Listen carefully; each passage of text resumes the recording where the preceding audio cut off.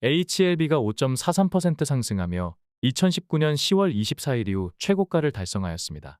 지난 21일에는 장중에 84,900원까지 상승하며 역사적 신고가에 단 2호가 직전까지 근접하기도 했지만 길쭉한 음봉이 나오며 87,000원에 종가 마감했었는데 어제는 81,500원으로 마감하며 해당 종가를 넘어서는 모습을 보였습니다. 지난주 금요일에는 장중에 7.05%까지 상승했다가 보합권에서 마감하며 5일선을 이탈하였지만 이는 단타 물량을 정리할 때 쓰는 페이크와 유사한 스킬이라고 할 수 있습니다. 추량파가 그동안 5일선과 21선의 페이크를 자주 강조드렸기 때문에 추량파 영상을 자주 시청했다면 5일선을 이탈했다는 이유만으로 추세를 염려하는 분들은 많지 않았을 것입니다. 5일선과 21선의 이탈이나 유지 여부는 통계적으로 전혀 유의성이 없으며 추세와 전혀 무관하다는 것을 다시 한번 유념하시기 바랍니다. 추량파는 HLB 영상을 업로드하지 않을 때는 추량파 유튜브 구독자 2030명이 함께하는 장전 코멘트를 통해서 HLB 분석을 이어가고 있습니다. 29일에는 최근 HLB가 조정을 받고 있지만 추세와 파동이 여전히 안정적이고 견조하다는 것을 강조했었는데 HLB 차트는 가파른 상승과 완만한 조정을 반복하면서 상승폭과 상승각도가 조정폭이나 조정각도에 비해 예리한 모습을 보여주고 있습니다. 참고로 추량파 장전 코멘트는 추량파 구독자라면 누구나 무료로 입장하실 수 있습니다. 주가가 역사적 신고가에 근접하게 되면 공매도의 저항으로 인한 찌라시가 유포되거나 안티들에 의해 수많은 노이즈가 생성되기 때문에 투자자들은 하루하루 살얼음판 위에 있는 것처럼 조바심을 느끼는 것이 일반적입니다. 그러나 HLB는 주가가 급등하기 전인 1월 21일부터 추량파가 지속적으로 강조드렸듯이 마지막 리뷰가 있는 3월 말까지는 신약 승인 여부가 결정되지 않기 때문에 불확실성이 거의 없다고 할 수 있습니다. 추량파가 이 부분을 처음으로 언급한 이후 수십 차례 반복하며 각인시키고 있기 때문에 지금은 HLB 투자자들이 이러한 매매 포인트를 대부분 인지하고 있을 것입니다. 너무나 중요한 매매 포인트가 추량파로 인해 조기에 회자되고 각인됐기 때문에 조정을 매수 찬스로 활용하려는 잠재적 투자자들이 많아졌을 것이며 상방 세력이나 공매도 세력은 전략적인 딜레마가 적지 않을 것입니다.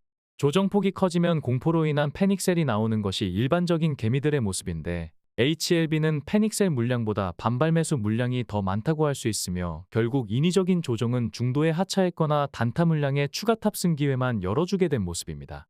상황이 이렇다 보니 개미나 단타 물량을 털고 가려는 상방 세력이나 주가 하방을 호시탐탐 노리고 있는 공매도 세력들 모두 전략적으로 고민이 많을 수밖에 없을 것입니다. 실제로 주가가 가파르게 상승하던 지난 1월 29일에는 신약 개발이 실패했다는 허위날조 찌라시가 나오며 멘탈이 약한 개미들의 패닉셀을 유도했었는데 추량파가 강력한 지지라인이라고 강조했던 59,900원에서는 기다렸다는 듯이 한호가의 차이도 없이 강력한 반발 매수세가 유입되며 적지 않은 반등이 나오기도 하였습니다. 차트의 고수들이나 큰손들이 보는 뷰가 크게 다를 일이 없다 보니 차트상으로 명확한 지지 구간에서는 동일하게 대응하는 반발 매수세가 그만큼 많아졌다고 추정할 수 있으며 결국은 불확실성을 감소시킨 3월 마지막 리뷰가 큰 역할을 했을 것입니다. 추량파가 상방 세력에게 전략적인 조언을 하자면 현재 구간에서 무리한 페이크로 개미를 털어내려고 시도하는 것은 실익이 크지 않을 것입니다. 차라리 신규 투자자들을 우군으로 활용하는 전략으로 추가 탑승을 권장하고 이들을 펌핑에 앞장서게 하는 것이 훨씬 더 현명한 선택이 될 것입니다. 직전 방송에서는 주가가 주요 지지 구간에 다다르면 탄성적인 반발력을 극대화할 수 있기 때문에 주요 지지 구간까지 하락시켜 이를 지렛대로 삼는 돌파 전략은 강한 저항 구간을 앞에 두고 어렵지 않게 볼 수 있는 패턴이라는 것을 말씀드렸습니다. 2.7% 하락했던 지난 27일에는 75,700원에서 추가 매수 사인을 드렸는데 해당 구간이 종가상 최저점이 되었기 때문에 만족할 만한 대응이었다고 평가할 수 있겠습니다. 역시나 75,700원 같은 자리는 이러한 반발력을 구사하기에 좋은 포인트가 되었다는 것을 29일에 5% 넘게 상승한 일봉을 통해 확인할 수 있었습니다.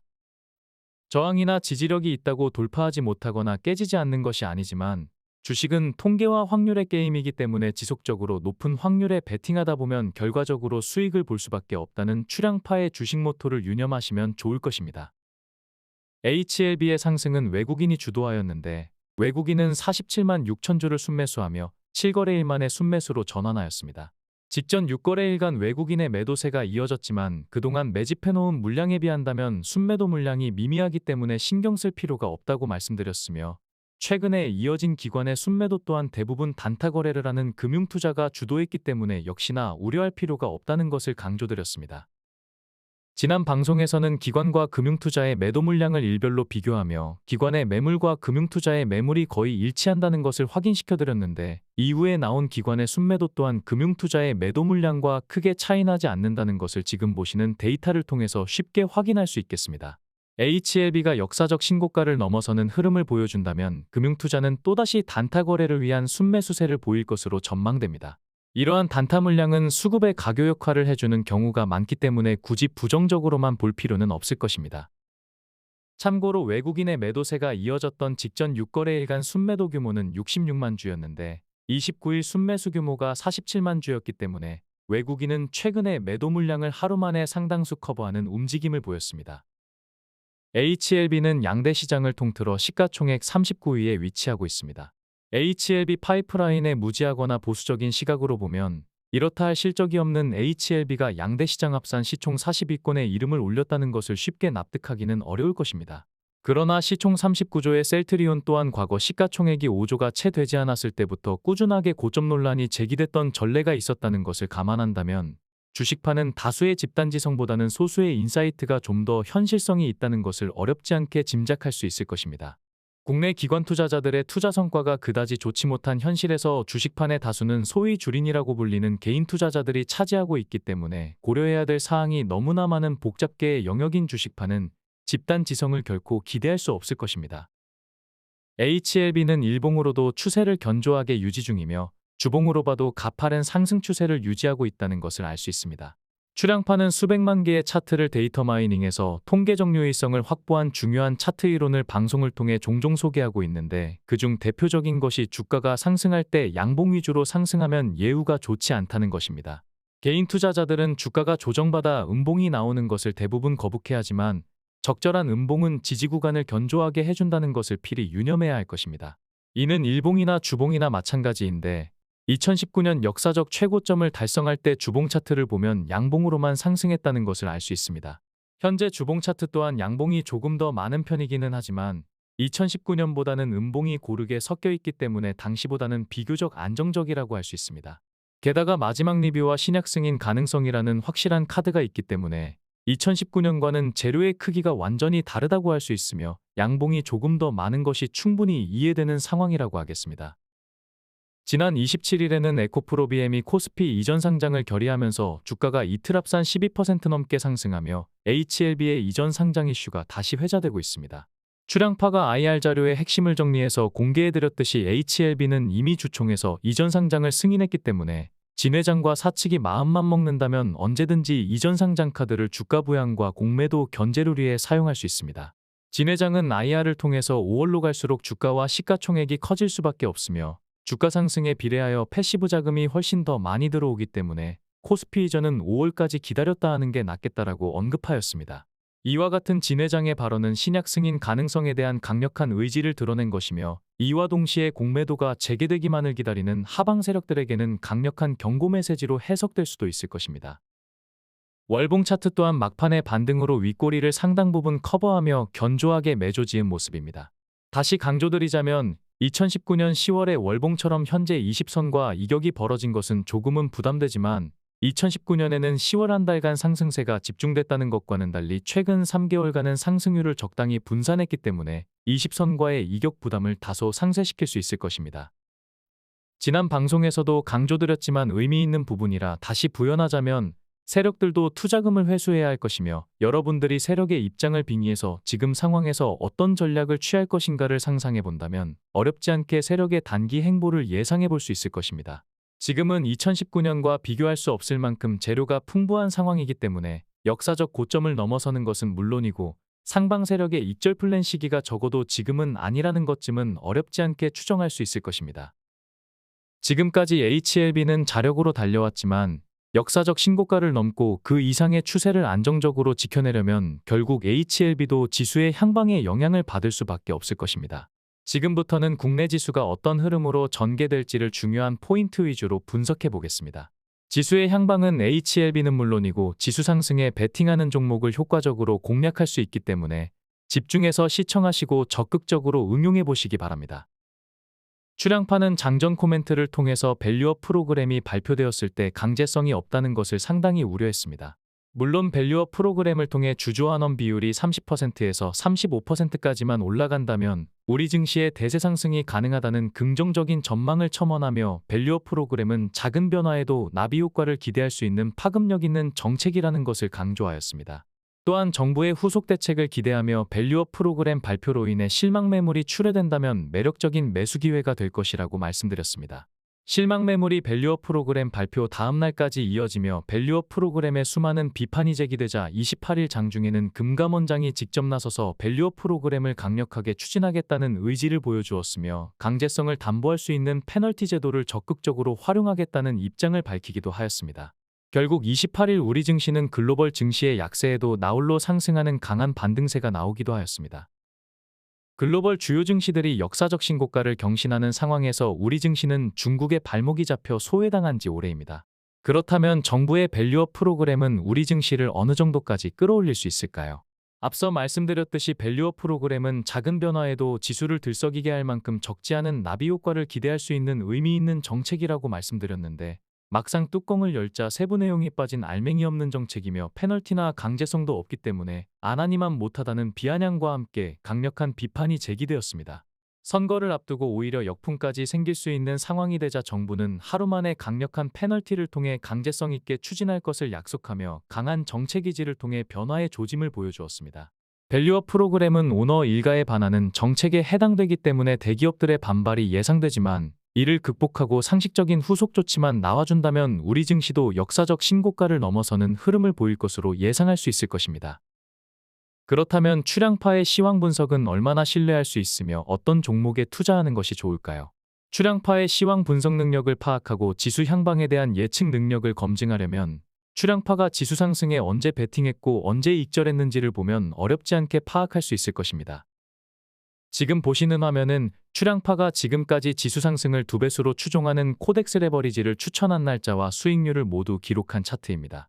2022년 6월 14일에 매수 평단만 5,800원에 처음 진입하여 3.7% 손실로 마감한 이후 코덱스 레버리지는 지금까지 추가로 15차례 진입하여 단 한 번도 손실을 본 적이 없습니다. 3.7% 손실을 봤던 때도 긴 하락의 끝이자 거의 바닥권에서 진입했다는 것을 차트를 통해서 쉽게 확인할 수 있을 것입니다. 출향파는 22년 9월 30일 이후 지수의 대세 상승을 예상하고 코덱스 레버리지를 적극적으로 진입하였는데 차트를 보시면 아시겠지만 파동의 저점마다 정교하게 공략했다는 것을 알 수 있습니다.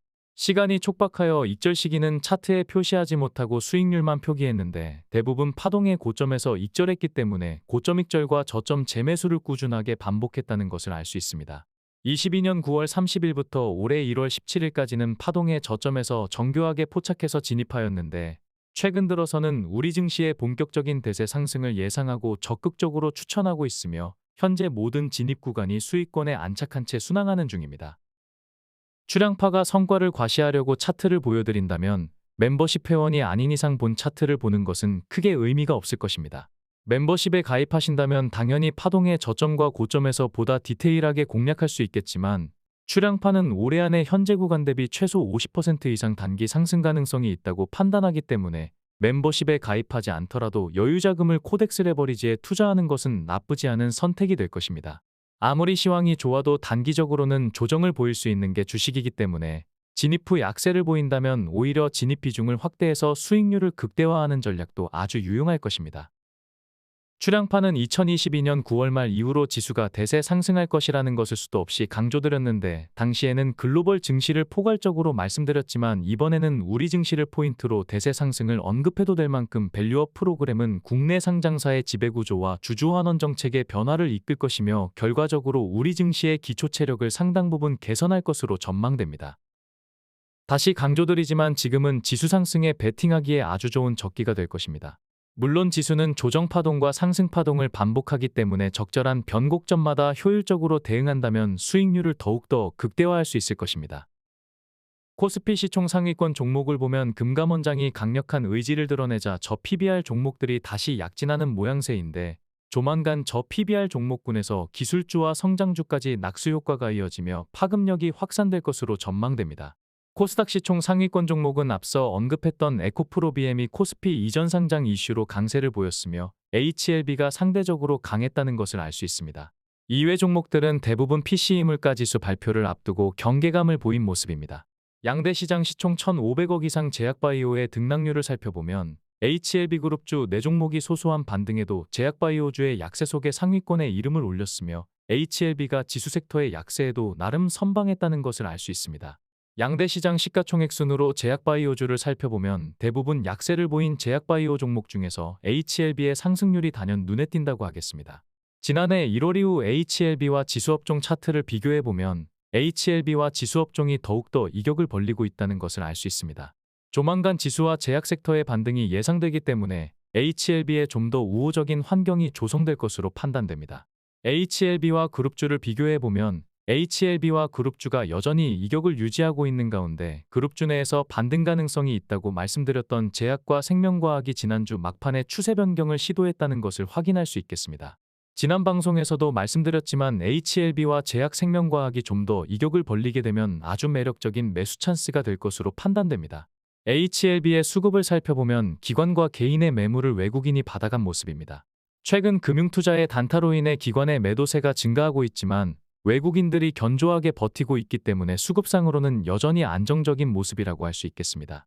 최근 대차잔고가 급증하고 있는데 대차잔고와 공매도를 혼동하거나 대차잔고가 공매도로 직결된다고 오해하는 초보 투자자들이 많습니다. 대차잔고 자체가 개미들의 멘탈을 흔드는데 효과적인 것은 분명하지만 대차잔고는 ETF 설정이나 자금 조달 목적으로 활용되는 경우도 많다는 것을 유념하시기 바랍니다. 더더구나 지금은 공매도 금지 기간인데 대차잔고를 선제적으로 우려할 필요는 전혀 없을 것입니다. 2월 27일 기준 공매도 잔고는 지난해 4월 14일 이후 처음으로 370만 주대로 감소한 모습입니다. HLB가 역사적 신고가를 쓰게 되면 남아있는 공매도 잔고는 추가 상승을 위한 유용한 땔감이 될 것입니다. 오늘은 시간 관계상 다른 그룹주를 언급하지 못했는데 내일은 HLB 전체 그룹주 분석 방송을 업로드할 예정입니다.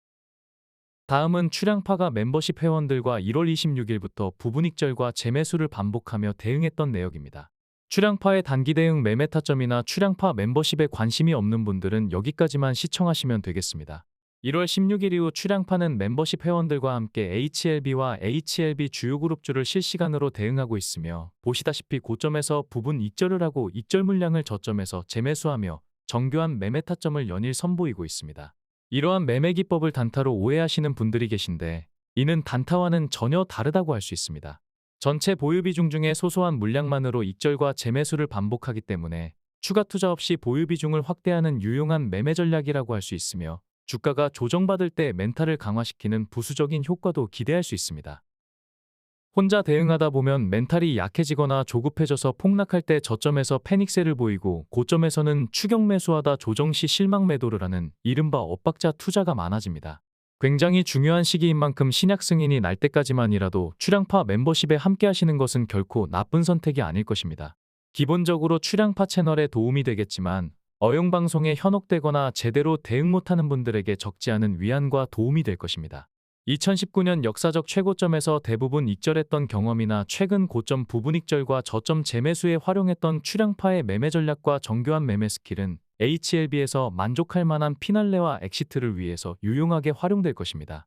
지난 방송에서 실시간 대응을 소개한 이후 27일에 추가 대응을 하였는데 75,700원에서는 재매수 사인을 드렸으며 보수적인 투자를 하는 회원들은 고점 부근인 87,000원에서 해당 물량만큼 부분 익절을 완료하였습니다.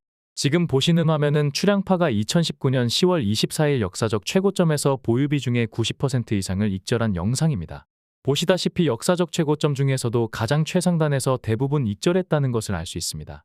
지금은 당시와 상황이 많이 다르지만 역사적 고점을 넘어서서 3차 상승파동이 나오면 해당 매매 스킬을 최대한 적용할 예정입니다.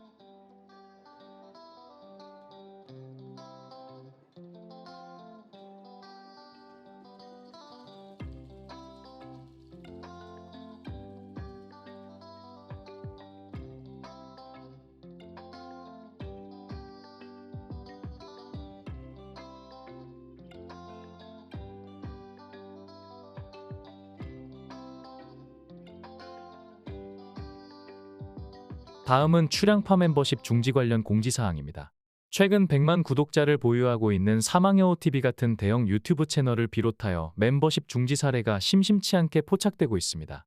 출향파 멤버십의 정지 사유는 콘텐츠 재사용이며 상당한 가치를 더하는 변경 없이 다른 사람의 콘텐츠를 사용했다고 합니다. 출향파 채널은 직관적인 그래픽을 주 콘텐츠로 활용하기 때문에 다른 유튜브 채널의 콘텐츠와는 원천적으로 포맷이 다르다고 할 수 있습니다.